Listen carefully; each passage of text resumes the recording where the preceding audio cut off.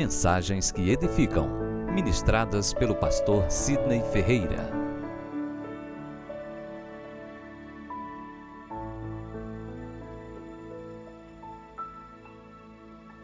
Isaías capítulo 44. Profeta messiânico que viveu em torno de 600 a 700 anos antes de Cristo, no período veterotestamentário, um dos profetas mais influentes, inclusive o que mais profetizou sobre o reino messiânico de Cristo Jesus. Isaías 44. Ele que encontrou, diga amém. E aqueles que forem encontrando, vão dizendo amém. Amém significa assim seja e que seja assim. Glória a Deus. Isaías 44 nos diz o seguinte: agora, pois, ouve, ó Jacó, servo meu, e tu, ó Israel, a quem escolhi. Assim diz o Senhor, que te criou e te formou desde o ventre e que te ajudará.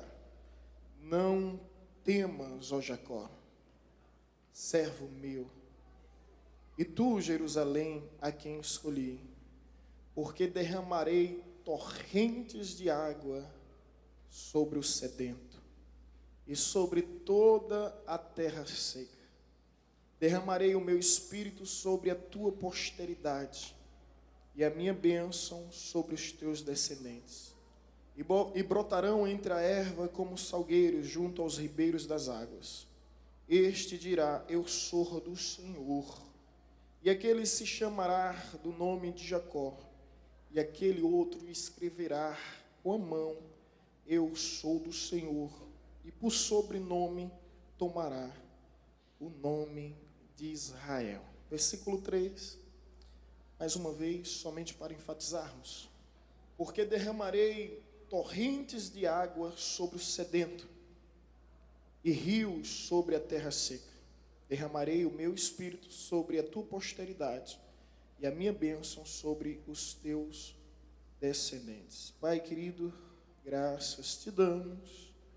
Bendizemos ao teu santo, maravilhoso, grandioso, formoso e poderoso nome e rogamos a tua bênção sobre a ministração da tua palavra, que venhamos nos debruçar e nos compenetrarmos para que todo pensamento disperso seja atraído à tua glória, porque esse é o nosso intuito e propósito, enaltecer o teu santo nome através deste culto de louvor, de adoração.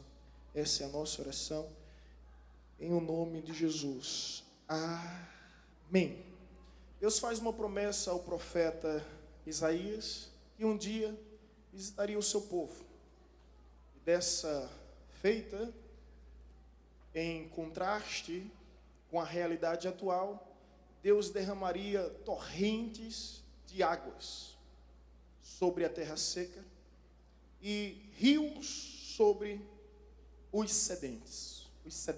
Você já teve a experiência de contemplar e presenciar as torrentes de água? Será que alguém aqui já teve? Bom, se você é Paulo Afonsino, certamente que sim. Na minha infância, na minha adolescência, não faz muito tempo, tá? Diga de passagem.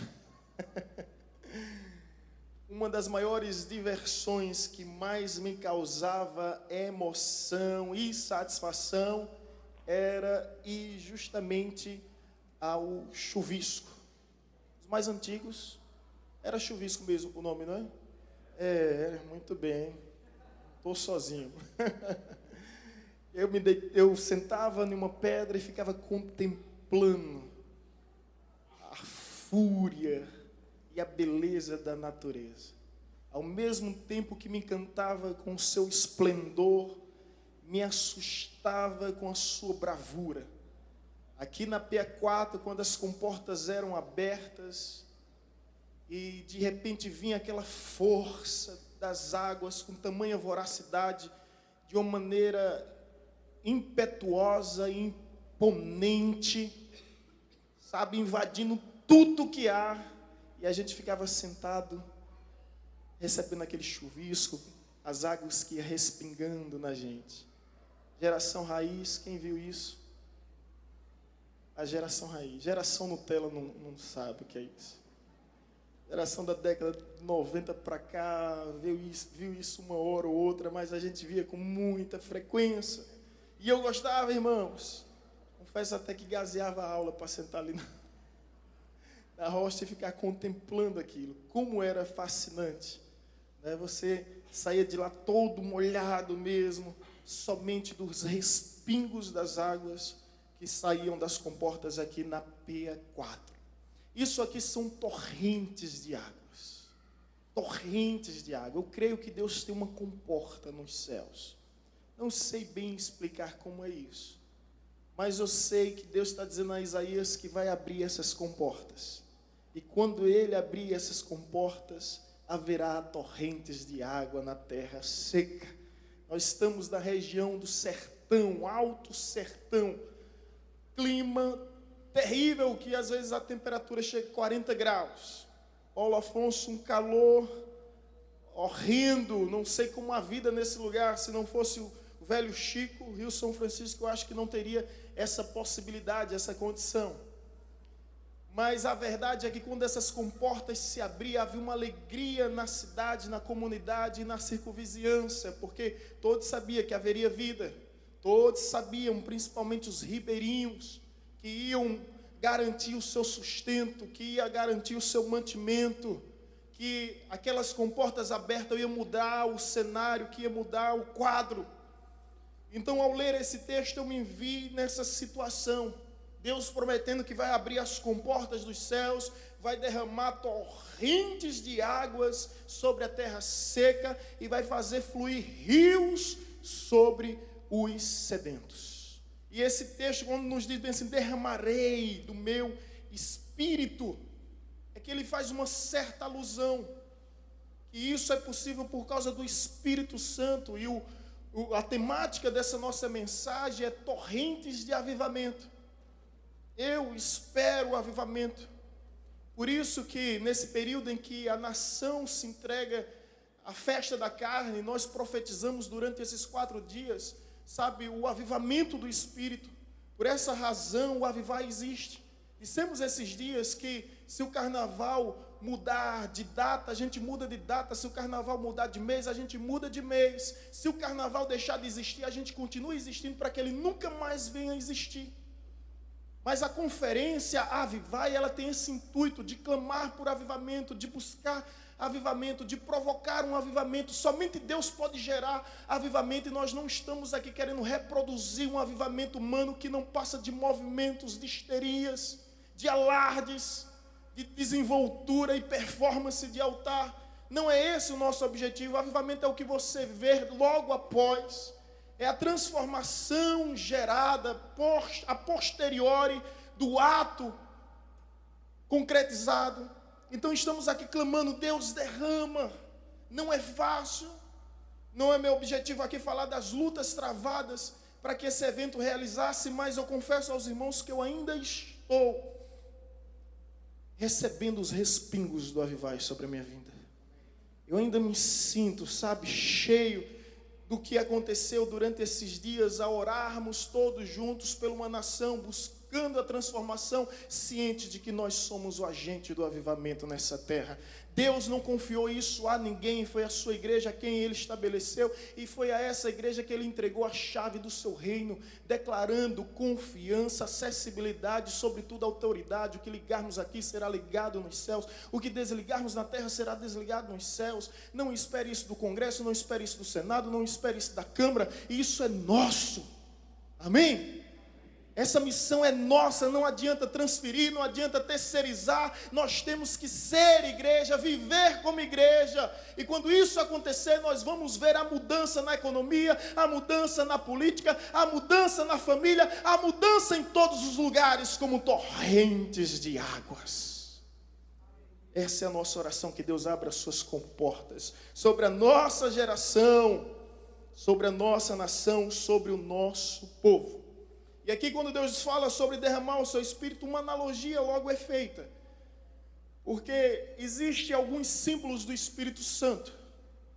A Bíblia faz essa metáfora, cuja analogia nos traz algumas lições extraordinárias. A Bíblia compara o Espírito Santo ao fogo, compara o Espírito Santo ao vento, compara o Espírito Santo ao pombo, compara o Espírito Santo ao selo, compara o Espírito Santo ao azeite. E existe um outro selo do Espírito Santo, que seria o sexto selo, nessa ordem que eu estou apresentando, que é justamente a água. Diversas analogias, e aqui Deus está utilizando mais uma analogia em relação ao seu povo. E o que Deus está dizendo é que vai derramar o seu Espírito como torrentes de água viva, como rios que fluem sobre os sedentos e sobre a terra seca. Então existe essa simbologia do Espírito Santo com a água. Mas quais são as lições que nós podemos atrair para as nossas vidas aqui, sendo uma forma muito bem prática? Bom, o que Deus está querendo dizer a Isaías e o que está dizendo a mim e a você hoje aqui, a palavra dele não muda, permanece a mesma. Os céus e a terra modificam, os tempos e as estações modificam, mas a palavra de Deus continua fiel e verdadeira. O que Deus está dizendo aqui é que as torrentes do avivamento, elas existem. 3 lições aqui.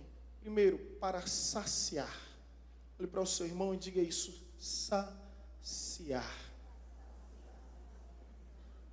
Quando você está com sede, não adianta saciar com qualquer outra coisa, mesmo que seja líquido, não vai resolver o problema. O que Deus está querendo dizer aqui, que vai saciar através das águas, da verdadeira água. Eu já tive experiência que estava com sede e procurei água de coco, não resolve, piora, aumenta a sede.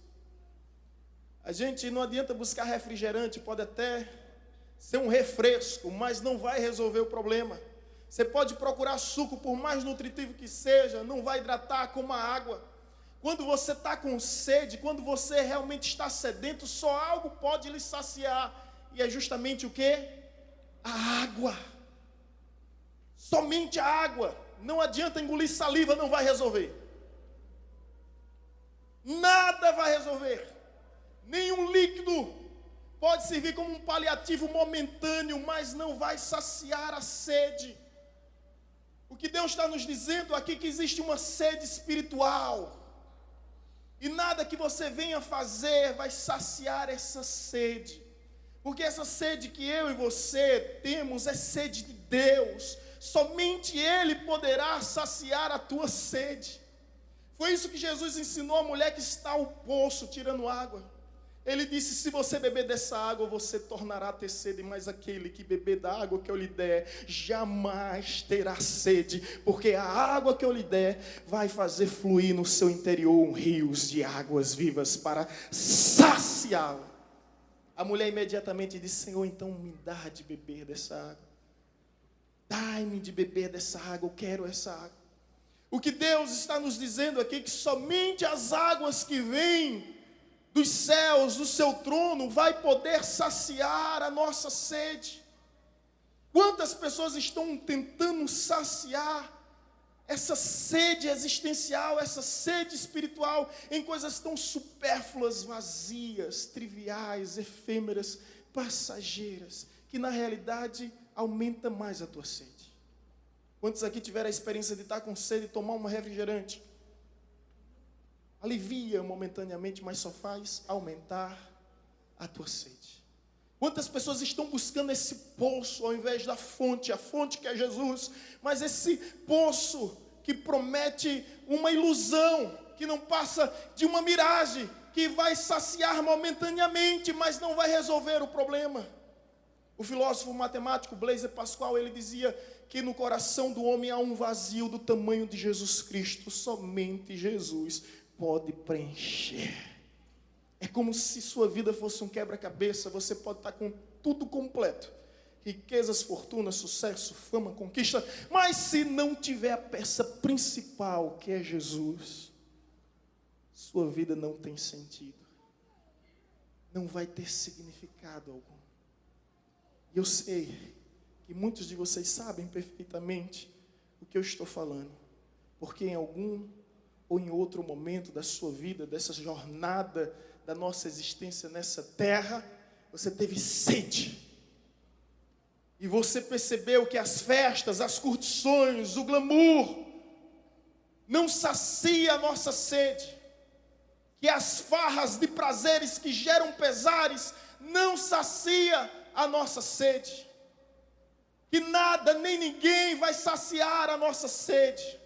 Porque a nossa sede é sede de Deus. E as torrentes que Deus está prestes a derramar sobre o seu povo, ela vem para saciar a nossa sede.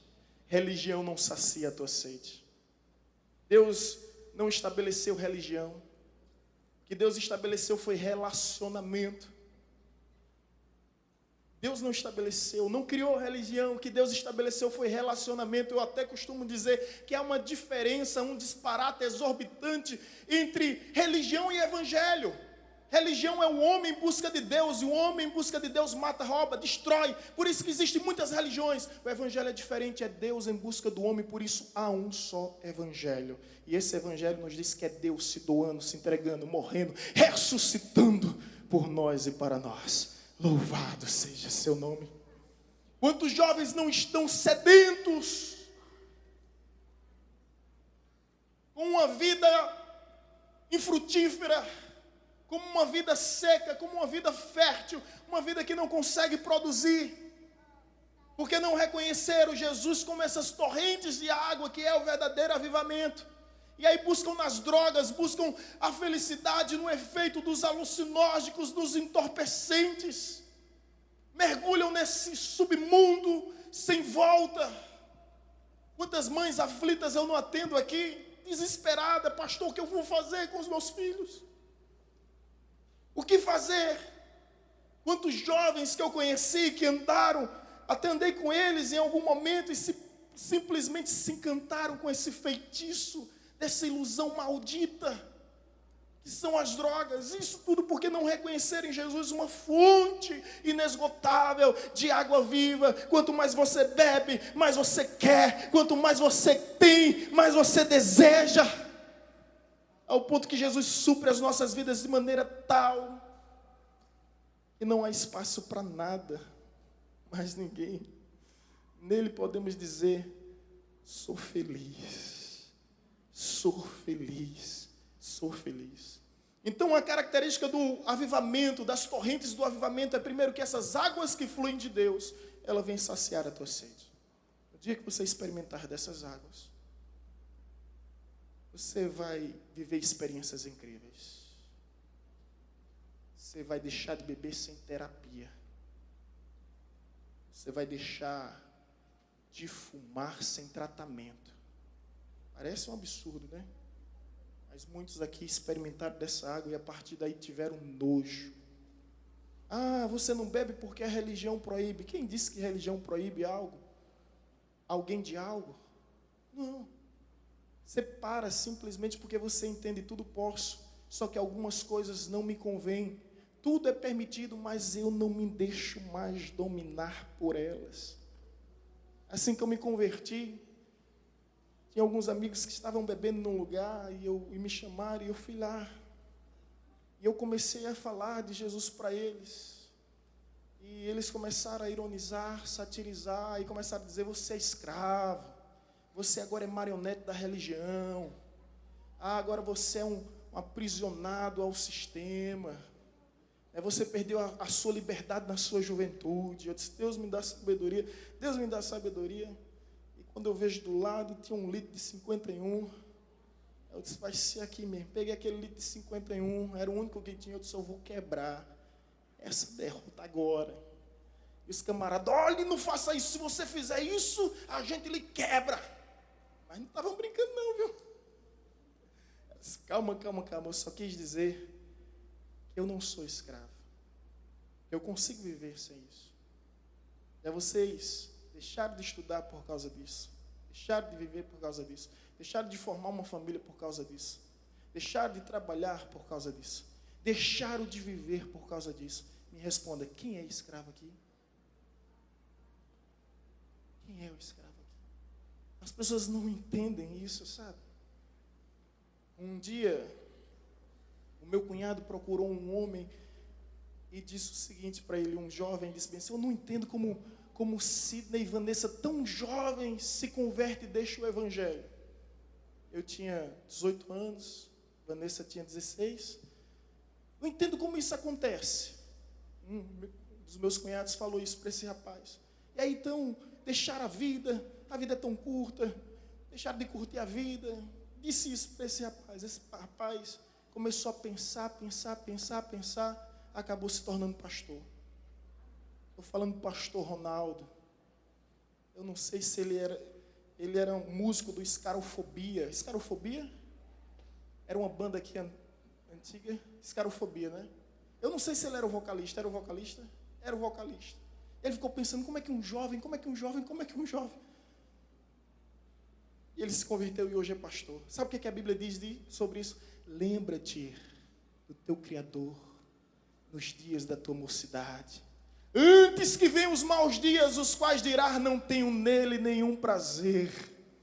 O meu maior prazer foi ter dedicado a minha juventude a Jesus. E posso dizer aonde for, seja diante de quem for, sou feliz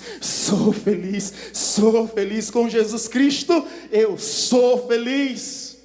Porque Ele sacia a nossa sede, nele você encontra um sentido relevante para poder viver. Uma razão maior do que qualquer filosofia possa lhe apresentar. Jesus, Ele não só Ele é a solução. Ele é quem sacia a nossa sede. Outra verdade, o texto vai nos dizer, se você está com a Bíblia aberta, o texto vai nos dizer o seguinte, vai derramar água sobre o sedento e sobre a terra seca. Preste atenção aqui, irmãos. Essas águas das torrentes do avivamento não somente sacia a nossa sede, os nossos maiores anseios, desejos e necessidades, como também vivifica. Quando eu me deparei com esse texto, onde a Bíblia nos diz que Ele vai derramar torrentes de avivamento sobre a terra seca, uma terra árida, uma terra estéril, uma terra infrutífera, e agora Deus vai derramar água, e a partir dessas torrentes de água, o cenário vai mudar. O clima vai mudar. E o Espírito Santo me levou a entender o seguinte, você pode ter uma boa semente. Você pode ter um bom terreno. Você pode ter adubo. Você pode ter estrume. Você pode ter toda a tecnologia à sua disposição. Arar toda a terra, preparar tudo. Mas se não houver a água, não haverá vida. O Espírito Santo me levou a entender que podemos ter templos modernos, tecnologia sofisticada, instrumentos especializados, músicos competentes, estarmos num ambiente confortável, mas se não houver a água do Espírito, as torrentes de rios de Deus, seremos secos, seremos vazios, seremos estéreis, infrutíferos como a terra seca. O que o Espírito me leva a entender é que a água de Deus é que faz a diferença em nossa vida. Amém, meu irmão? Você pode ter diploma e certificado de diversos cursos. Você pode ter nomenclaturas, cargos, títulos conquistados ao longo do Evangelho. Mas se você não tiver o Espírito Santo, você continua sendo uma terra seca. Uma terra sem vida. Então o que nós mais precisamos aqui é do Espírito Santo. É do Espírito Santo. Essa semana recebi uma ligação do pastor no Haiti. Desculpa, ligação não, uma mensagem. Em áudio no WhatsApp. Pastor Sidney, queríamos que vocês viessem aqui no Haiti. 15 pastores estão se organizando para ir no Haiti ano que vem. Queria que você viesse ver a nossa situação. E ele começou a colocar vídeos e vídeos daquela região. Eu fiquei impressionado. Porque a miséria está naquele lugar. O caos está naquele lugar. O colapso se instaurou naquele lugar. Degradação geral. Mas eu fiquei impressionado com o vídeo daquele povo dançando na presença de Deus. Se alegrando na presença de Deus. Debaixo de uma árvore. Não tinha ar-condicionado, não tinha climatizadores, não tinha caixa de som, não tinha microfone, não tinha instrumento. E aquele povo dançava na presença de Deus. Eu fiquei maravilhado com isso. E perguntei o que é que eles têm. E Deus começa a me despertar, dizendo: derramarei águas, torrentes de águas, sobre os sedentos. Deus só derrama água sobre quem é sedento. Quem se importa, só sabe dar valor à água quem já atravessou o deserto. Quem nunca atravessou o deserto desperdiça, não se importa com a água. Aquele povo dá valor à presença de Deus porque eles sabem o que é viver sem a presença de Deus. Eles sabem quão terrível é a desgraça de uma vida sem graça, sem a graça de Deus. Pastor Luzivan esteve aqui conosco, contou esse testemunho no domingo. A maioria de vocês são testemunha na religião de Moçambique, onde eu vou estar, se Deus quiser, no meio do ano, na cidade de Marromeu. Ele chegou lá, um culto durava 6 a 7 horas, na realidade dura 6 a 7 horas. As pessoas atravessavam quilômetros para participar desse culto. Quando ele chegou lá e disse: não, gente, vamos ter ordem e decência, vamos ter uma questão litúrgica aqui, vamos instaurar uma nova metodologia, e a partir de agora nós vamos ter 2 a 3 horas de culto. Um ancião levantou a mão: pastor, permita-me, eles são muito educados, permita-me falar algo, só algo. Pastor, pois não. Pastor Luiz Ivan, pois não. Ele disse: olha, na época que eu servia aos demônios, eu passava semanas no monte, fazendo rituais e fazendo sacrifícios. E agora o Senhor vem me pedir para fazer 2 e 3 horas de culto ao verdadeiro Deus.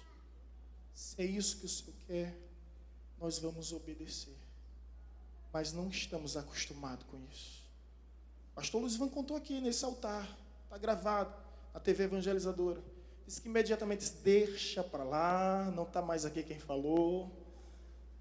E o que o pastor Antônio Capes, que está no meio aguardando lá, disse: olha, se prepare, que os cultos aqui são 5, 6, 7 horas. Mas nós somos uma geração de muitos atrativos, de muitos entretenimentos. Às vezes a gente entra aqui e está jovens aí no WhatsApp, no Facebook, nas redes sociais. Ou será que eu não percebo?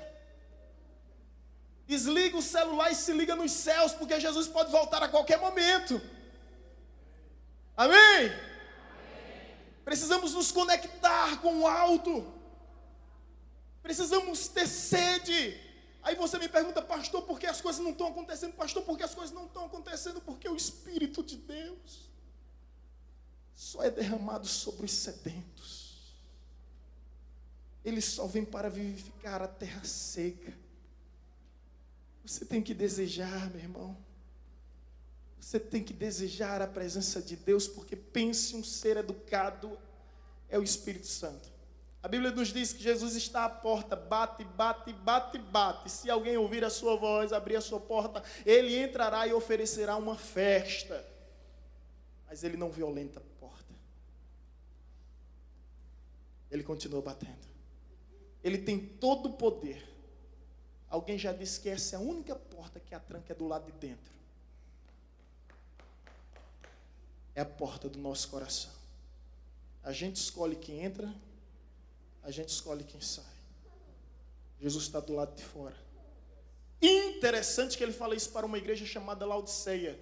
Jesus está mandando um recado para uma igreja onde ele estava do lado de fora. Não havia espaço para Jesus do lado de dentro. Jesus está do lado de fora, batendo na porta, na esperança que alguém ouça, ao menos abra a porta para que ele venha dar uma festa, ao invés do luto, ao invés da tristeza, ao invés da angústia, do desespero, que é uma vida sem Deus.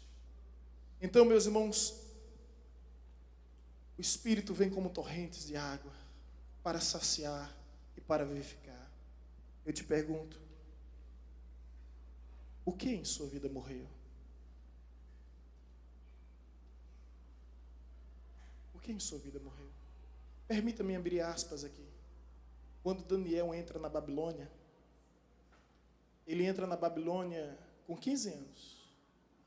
Ele serve a Nabucodonosor, Dario, Belsazar e tantos outros reis que surgiram após ele. Um dia, o tempo passa, 50 anos depois, ele está com 65 anos. Acontece uma revelação de uma mão escrevendo na parede, e uma senhora, sua avó, a avó do Belsazar, ela disse: só há um homem que na época dos teus pais havia nele um espírito sobremodo excelente. Manda-o chamar, quem sabe ele resolve. Porque os magos, feiticeiros, caldeus, encantadores já tentaram desvendar de todas as formas aquele enigma e ninguém desvendou. Daniel entra. Você consegue ver a mudança de 50 anos física numa pessoa? Muda muita coisa, né? Muda muita coisa. Muda muito. Daniel, quando entra naquele lugar, a primeira pergunta que se faz é: tu és ainda o mesmo? Forte, né, gente? 50 anos se passaram. Reinos e reis, governos e governadores, tempos e estações mudaram. Mas Daniel olha bem diante daquela autoridade e diz: sim, eu ainda sou o mesmo. Quem você morreu? Sabe o que é que Jesus nos diz? Lembra-te, pois, da onde caíste. Volta ao teu primeiro amor, às primeiras obras. Tem gente que fala: meu primeiro amor, como se fosse algo que aconteceu e não vai acontecer mais. Não é? As pessoas falam do primeiro amor como um episódio exclusivo, inusitado em suas vidas. No meu primeiro amor, eu orava, eu lia a Bíblia, eu jejuava, eu consagrava, eu expulsava demônios. Hoje não consigo lavar uma louça, passar uma vassoura em casa. Tem que expulsar esses demônios também, irmão. Amém? Consigo fazer mais nada. Lembra-te, pois, onde caíste, volta ao teu primeiro amor. O que em sua vida morreu? Os seus sonhos, a vontade de estar com Deus, de viver com Deus. Lembra-te, volta às primeiras obras. O reino de Deus, meu irmão, é ganhar da força. Você quer entrar em forma? Vai fazer academia. Não é? Estou certo ou estou errado? Vai praticar esporte. E se você praticar esporte, você logo vai perceber que requer o quê? Disciplina, sacrifício, esforço. Então tudo que a gente consegue na nossa vida quer um esforço. Quer fazer um curso, quer chegar a ter um certificado, uma diplomação, vai ter que suar, meu irmão. Vai ter que se esforçar. Tem alguns irmãos aqui fazendo mestrado, sabem muito bem o que é isso. Vai ter que ralar. Então lembre-se do que está escrito: o reino de Deus, após João Batista, é ganhado a força. O reino de Deus não é bebida, não é comida, não são necessidades fisiológicas. O reino de Deus é paz, justiça e alegria. O reino de Deus não se baseia em sensações e emoções, é convicção.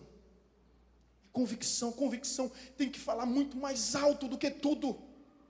Haverá momentos em sua vida que você vai se arrumar para vir à igreja e vai faltar desejo. Haverá momentos na sua vida que você vai abrir a Bíblia para ler, faltará vontade. Haverá momentos em sua vida que você vai dobrar o joelho, fechar a porta do seu quarto para buscar a Deus em oração e não vai ter nenhum interesse. Mas quando esses momentos vier, lembre-se que está escrito que devemos adorar a Deus de toda a nossa mente, intelecto, de todo o nosso coração, emoção e de toda a nossa força. Ore mesmo sem vontade, até sentir vontade de orar. Alguém um dia me deu esse conselho.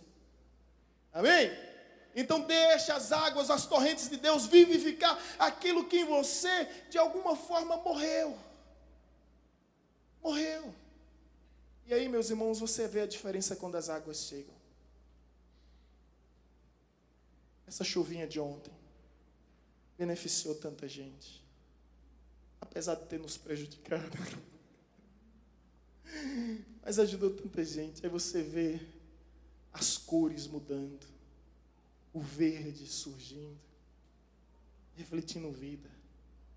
Você volte a brilhar através das torrentes de águas vivas que somente Deus pode nos dar. A outra realidade sacia, vivifica, e a água serve para quê? Como somos dependentes da água, né? Purifica, limpa. Por onde as águas passam, elas limpam. Eu tinha um professor, Ivanildo Lopes, Deus recolheu ano passado. Ele dizia o seguinte: meu filho, aprenda uma coisa. Deus usa vaso pequeno, mas Deus não usa vaso sujo. Deus até usa vaso pequeno, mas Deus não usa em hipótese algum vaso sujo. E essas águas de Deus, ela vem para quê? Limpar, para purificar, para levar consigo toda a imundícia, toda a sujeira. Ah, queridos, eu não tenho muitas boas esperanças para o nosso futuro. Pelo menos não transfira essa responsabilidade para quem não lhe pertence. Não é o Supremo Tribunal Federal que vai limpar o nosso país. Não é o Ministério Público Federal que vai purificar o nosso país. As águas que limpa não virão de Brasília. As águas que limpam virão dos céus. Somente dos céus virão águas, torrentes de águas, para saciar, vivificar e purificar a nossa nação. Não vem do poder executivo, do poder legislativo, nem do poder judiciário. Mas vem da igreja que ora, vem da igreja que clama. Escuta só. Quando Abacuque pede por avivamento, está lá em Abacuque 3:2, ele diz: aviva a tua. Ele não pede para avivar o mundo, nem para avivar o povo. Avivar o quê? A tua. Porque ele sabe que se a obra de Deus for avivada em nós, nós vamos impactar esse mundo. Você consegue entender isso? Nós vamos impactar esse mundo. Como, pastor? Sendo a mudança que nós esperamos nas outras pessoas. Sendo a resposta das nossas orações. Dessa forma. Por isso que Abacuque, vivendo em um cenário caótico, ele diz: aviva a tua obra, ó Senhor. Não é aviva o mundo, não aviva o povo, não aviva o Congresso, não aviva o Senado, não é a tua obra, porque se a tua obra for avivada, haverá um impacto irreversível nessa sociedade. Ao invés de morte, haverá vida e vida de Deus. Eu quero te convidar, querida, a viver esse avivamento. Baseado no que está escrito aqui em Isaías 44, onde no final diz: este dirá, eu sou do Senhor. Isso é avivamento. E aquele se chamará o nome de Jacó, e aquele outro escreverá com a mão, eu sou do Senhor, e por sobrenome tomará o nome de Israel.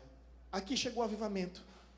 É onde as pessoas não vão ter vergonha de declarar quem verdadeiramente são. Quando o avivamento chegar na sua vida, onde você for, você vai se declarar: eu sou cristão. O avivamento, a evidência final, é quando o profeta Isaías nos diz, onde Deus nos fala, através do profeta Isaías, que haverá um tempo em que as pessoas vão dizer: eu sou do Senhor. Elas vão escrever: eu sou do Senhor, em suas casas, em seus carros. Elas vão colocar adesivos, elas vão encher tudo que tem da palavra de Deus, de alguma forma que as identifique como verdadeiro cristão. Agora tenha cuidado quando colocar um adesivo no seu carro e não respeitar as leis de trânsito e começar a xingar a pensou? Eu sou de Jesus e ultrapassou um camarada errado e começou a xingar e ainda botou o dedo para fora. Ai, Jesus. Eu já ouvi até uma história de um pastor que ia levar seu filho ao colégio, estava atrasado, e ultrapassou o semáforo sem a devida permissão, e aí o policial começou a perseguir. Quando chegou lá em frente ao colégio, o policial: mais rapaz, você está em alta velocidade, capaz de cometer um acidente, uma colisão que vem prejudicar você e os outros. E o pastor agoniado: olha, veja aí o que é que tem que fazer, Calma, amigo. Olha, não se preocupa, quando eu não tinha Jesus, eu também era assim igual a você.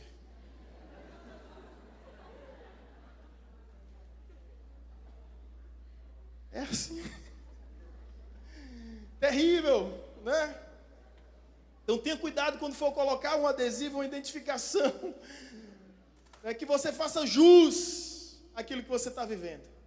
Avivamento é isso, gente. Olha só. Avivamento é isso. Eu quero, mais do que nunca, confesso a vocês, viver em minha geração um avivamento. E não me importo com críticas. Não me importo com calúnia, difamação ou qualquer tipo de injúria. Se o nome de Cristo vier a ser glorificado, assim como Ele se expôs por mim na cruz do Calvário, eu estou disposto a me expor por Ele. Ciente do risco que corro, como diz uma canção, viver pela fé é viver perigosamente. Nem lembro qual é essa canção, mas você lembra, né, refrão? Perigosamente. É um ambiente hostil, é a cova dos leões. É fornalha ardente onde vão esquentar 7 vezes mais. Mas apesar de hostil, é ter a certeza que Deus nos guarda. É ter a certeza que Deus nos livra. É ter a convicção que ainda que assim não seja, nós não nos curvaremos diante da Babilônia. É ser tomado por essa convicção como aqueles 3 garotos. Gente, pensa um pouco comigo. A trombeta ressoou. Todo mundo se curvou diante daquela imagem. Aqueles meninos poderiam pensar: ninguém está vendo, vamos rápido, ligeiro. E se levantar. O que é que custa? Se curvar é a preservação da nossa vida.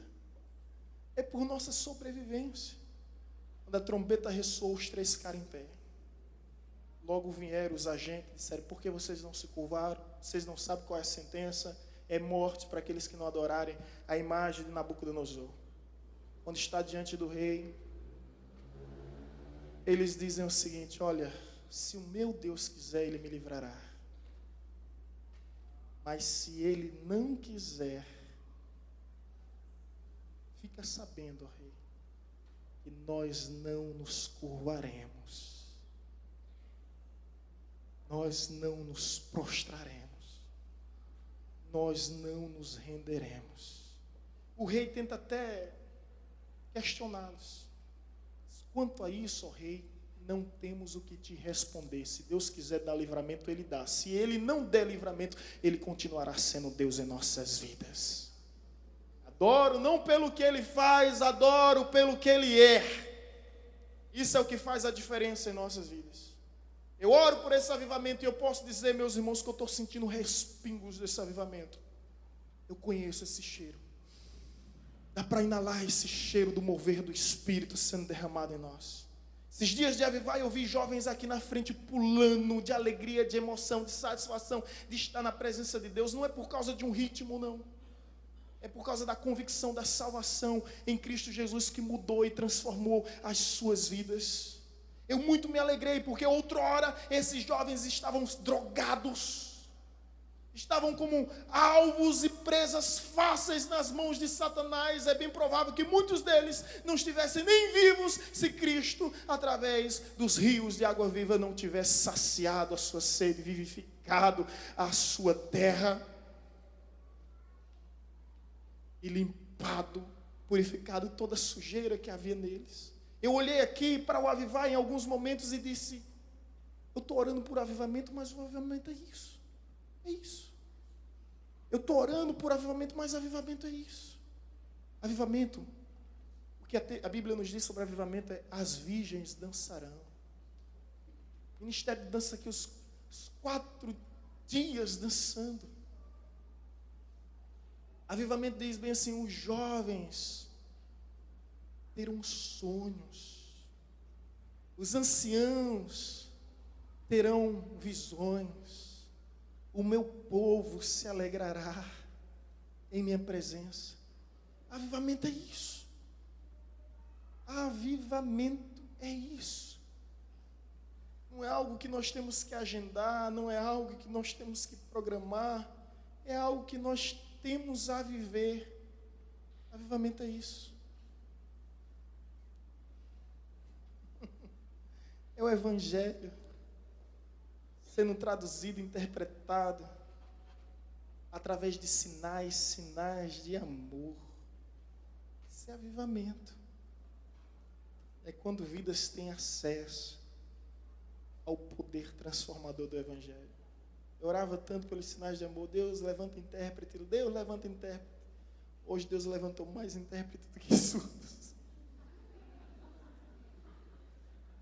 Tem um monte de aprendizes ali, ó. Avivamento é isso. Não é a nossa música, não é a nossa canção, não é o nosso ambiente, não é o cenário. Avivamento é a sede que nós temos dentro de nós, por Deus, para que Ele venha sobre nós e transforme as nossas vidas. Amém? Vamos viver esse avivamento. Vamos provocar esse avivamento. Vamos nos colocar em pé em nome de Jesus?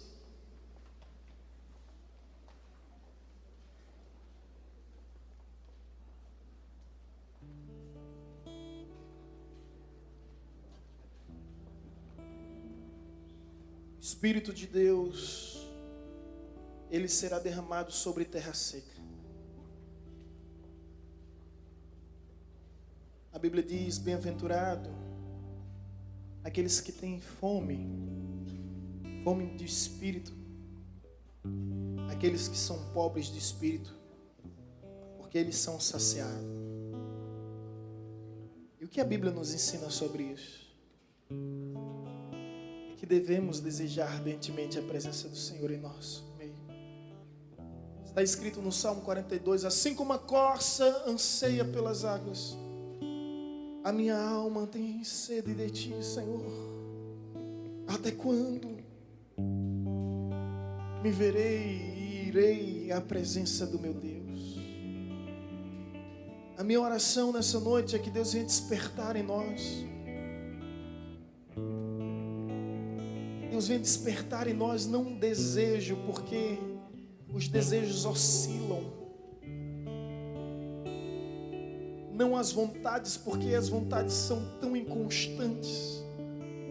Mas que Deus venha despertar em nós a convicção de que Ele é o nosso tudo. Tudo. Tudo. E sem Ele nada podemos fazer.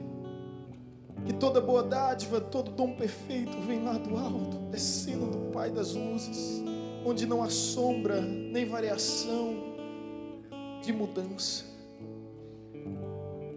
Que venhamos compreender essa verdade e encher o nosso coração de convicção de que o que realmente nós precisamos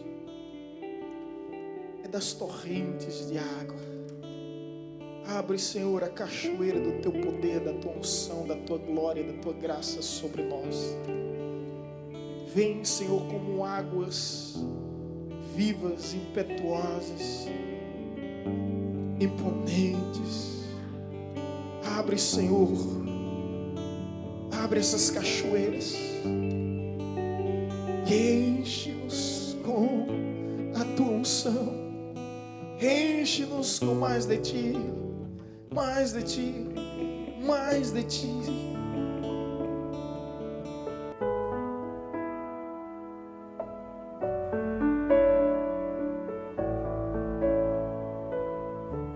Você acabou de ouvir uma mensagem ministrada pelo pastor Sidney Ferreira, da Igreja Batista Evangelizadora.